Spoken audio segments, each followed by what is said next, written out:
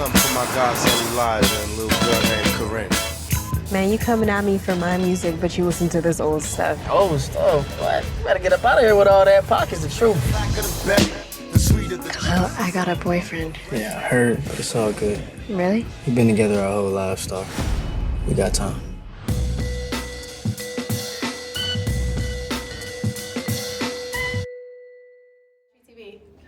Hey guys. What's it? Hi. I'm excited to be here. It's my first time. It's my first Yeah, time, us too. too. Yay! Well, you deserve it, especially after seeing this film. Thank you. Thank you. I want to start with Algee. I have to say, you were so charming in the beginning that it was almost like we knew what were going to happen, but I was still devastated when it did. Did you go into it with that intention of like, I only have these few moments, let me make the mark?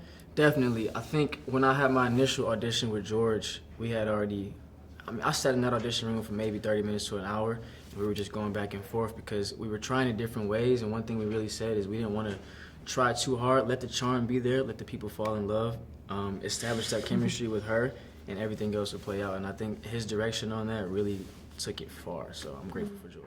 Yeah, almost when I walked in, I was like, I might have to give Algee a hug. You know, man, I just need one. You ain't give me a hug out there. Stop playing. He was waiting. I'm like, all right, he was a little serious. So I'm teasing. But okay, so the defining scene, which we all know, how difficult was it for both of your parents to see that?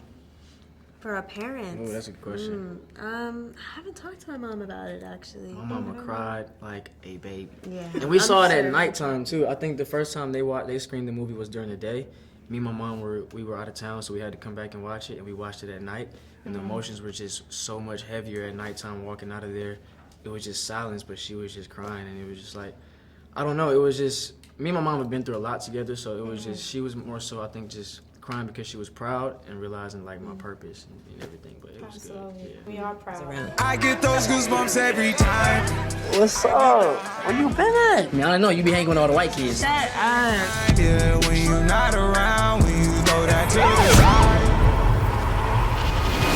Out of the car. Yo, Star, you okay? Go back where he told you. Khalil, I'm not playing. Go back where... What did you do? Amandla, there's a scene where you asked Chris, have you ever seen a friend die? And that was very personal for me because I was watching and I was like, wow, I have. And it made me realize how our experiences are so different. And I wonder, as actors, do you feel like your experience is different than your white counterparts In Hollywood or just in life? in life? Oh, course. yeah, of course. Very different. Yeah, I mean, you know, we're institutionally discriminated against. Absolutely. You know, it's a struggle. You know, even to just be able to get in a space where we have a platform is a huge privilege because it's really challenging to do that. And I think probably where the craziest part to see within our industry is probably to see how accessible and easy it is for our white counterparts to have these opportunities, you know, in comparison.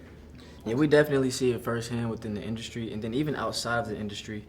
Some people don't even understand though that they have that privilege, and so I think that was one cool thing about Chris at the end of towards the end of the movie, he started realizing, all right, I don't understand, so let me just have an open mind so I can try to understand, and that's the whole point. As long as you try to understand and sit down and have a conversation to help the situation, then I feel like that's a start. Yeah, I feel like a misconception around privilege is that you have some malintention as a privileged person, like that you have a bad intention. But I think the problem is actually that you have no intention, that you have an unawareness or ignorance towards your position in the world and how it affords you opportunities over those who are discriminated against. Exactly. Absolutely. Thank you so much, guys. Thank